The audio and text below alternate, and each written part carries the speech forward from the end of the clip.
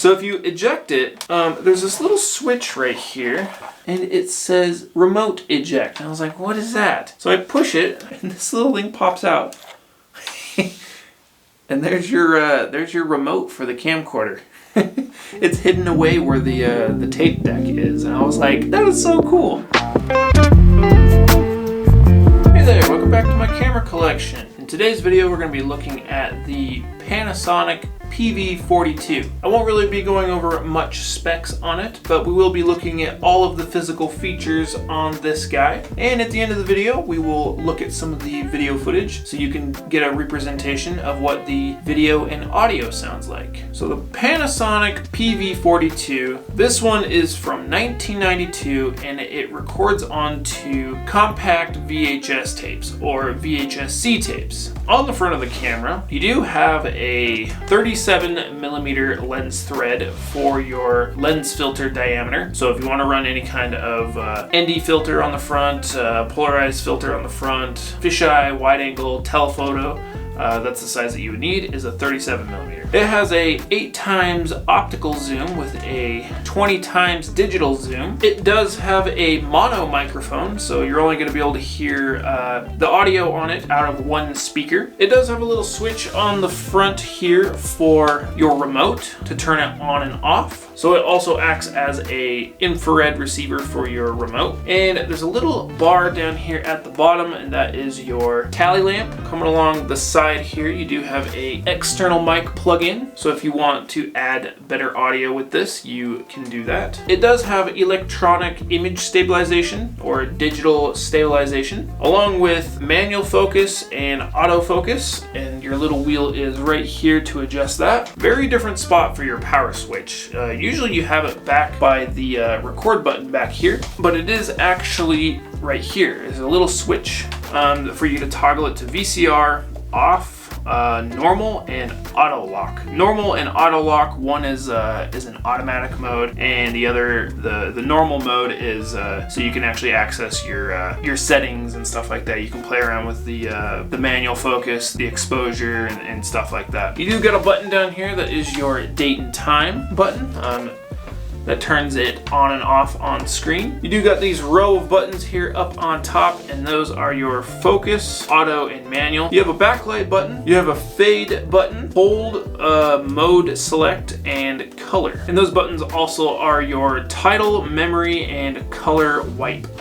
So some different transitions and effects within that as well. You have your EIS, or your electronic image stabilization. You can turn that on and off with that button. You have your digital zoom to turn it on and off, and you have a still and strobe mirror. A couple different little digital effects there. There is a little button here right there, and it says push to lock. So when you actually open up the tape compartment here, to close it, you can close it all you want, but if you want to be able to lock it, you gotta push that button for it to actually lock into place. There's this little section here, and it says palm quarter, and it's actually a little door, and it slides down and shows you more dubbing functions. And you get your T.R, you can go 20, 30, and 40. And then you have your run speed. You have short play and long play. Another switch that has fade and title. You get a button for your shutter. You can change the shutter speed on this guy, along with your WB, or your white balance button, and your clock select. You can select it and set it. So your timestamp in your video, you can set that. You have your eject switch here. By this point, you probably can see that it doesn't have a LCD screen. It only has a viewfinder. Down at the bottom is your battery release. All vhs-c camcorders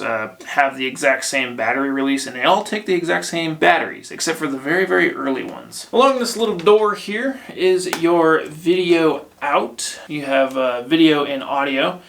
Like I said before, it is mono, and it is only component because, well, it's 1992. Obviously, you got your record button back here in a very traditional spot, and it does have a locking mechanism, and it slides up, and then you can't actually push the record button. It actually locks it. Like, you can push it, but it doesn't push in. So you got to slide that down and then it will work. With the viewfinder, most viewfinders, they'll just move wherever you really want it to be, but this one kind of has selected little spots, so it kind of, I find it a little bit annoying because then I can't put it exactly where I want it. It's just where they have it kind of notched into. When you have the camera turned on, the viewfinder pulls out and then twists and locks into place.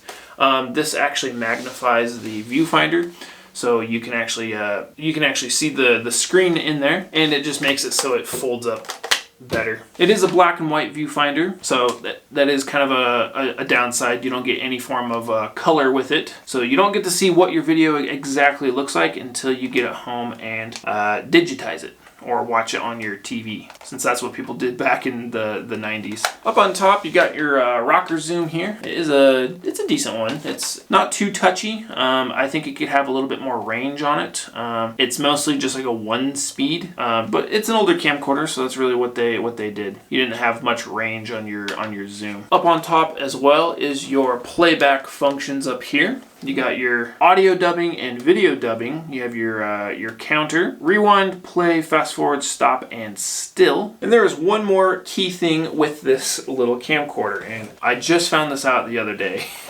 So if you eject it, there's this little switch right here, and it says remote eject. And I was like, what is that? So I push it, and this little thing pops out. And there's your remote for the camcorder. It's hidden away where the tape deck is, and I was like, that is so cool. So yeah, you actually get to keep your remote with you at all times, and you don't have to worry about forgetting it. So the remote actually has an on and off function on it. The batteries are dead in it, but you have a zoom function that's on it, and your record. But then it also has playback functions on it as well. So when you have it plugged into your TV, you can just use your remote and watch your videos that way, instead of having to, mess with the camcorder while it's plugged into your TV. At least in 1992 time frame, this is a cool little thing. But yeah, it's a cute little remote, that's for sure. So that's probably my favorite feature of this little camcorder, is the little hidden remote that's in there. You have a light here on top. The bulb is burnt out on this as well, and I'm not sure what kind of bulb it takes. It has a little release here, and you can pull it out, and then this is a hot shoe up on top for your light to plug into. The only downside on that is it has a skinnier channel for the light to slide into, so even if you wanted to put an external mic on this, it wouldn't fit on there, or any other kind of modern light or attachment that, say, you could put on like a DSLR or something. So really the only thing that fits in this hot shoe / cold shoe is this light. Now I don't know if Panasonic made mics that plugged into this or not, but the only things I've ever seen is this little light that comes with it. I just think it looks kind of cool on there. It kind of makes it look like a little submarine. So yeah, that is the Panasonic PV-42 from 1992. This will be available on my eBay store. I'm going to be selling it for cheap. It has a weird issue when you so if you have no tape in it, it'll stay on and run, until the battery dies. But as soon as you put a tape in it, it'll turn off within about 10 seconds for some reason. And I think that the tape heads are just dirty on it, but I have attempted to clean them, and oh my gosh, they are filthy. I've spent like 2 days just cleaning them, and they just don't get any cleaner. So if you really wanted to, you could run this camcorder tapeless, or if you want to, you can spend the time and clean all the tape heads. If you don't know how, I'll leave a link in the description on a video of me explaining how you clean camcorder tape heads. So with that being said, let's get to these here clips.